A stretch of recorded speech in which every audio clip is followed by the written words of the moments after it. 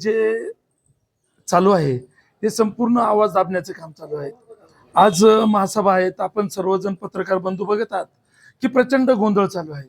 कोणी विषयाला धरून बोलत नाहीये, कुठला विषय चालू आहे दुसऱ्या विषयावरती बोललं जातं आणि खरोखर सभागृहाला आज विरोधी पक्षनेत्याची गरज आहे।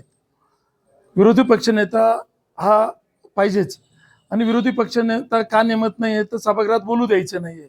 आता तुम्ही जर बघितलं असाल तर संपूर्ण भारतीय जनता पार्टीचे नगरसेवक बोलताय, ते झाले की लगेच इकडं शिंदे गटाचे नगरसेवक बोलताय, आम्हाला कोणालाही बोलू दिलं जात नाहीये। म्हणून सभागृहाला विरोधी पक्षनेत्याची खरोखर खूप गरज आहे। झालं काय की यांचे जे सीटं निवडून आलेत त्यांच्यामध्ये पदावरून प्रचंड भांडणं चालू आहेत।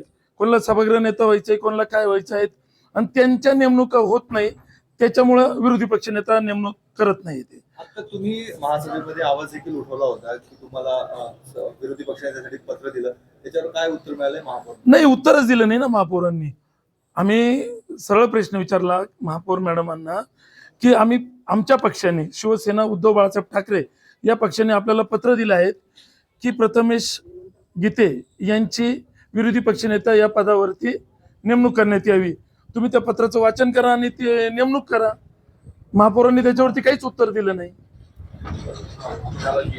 हो, नाराजीचे ना, कारण की जर शहरात आपल्या नाशिक शहरामध्ये लवकरच कुंभमेळा होत आहेत आणि कुंभमेळा होत आहे, विकास कामं होणार आहेत, पण विरोधी पक्षनेता पाहिजे ना।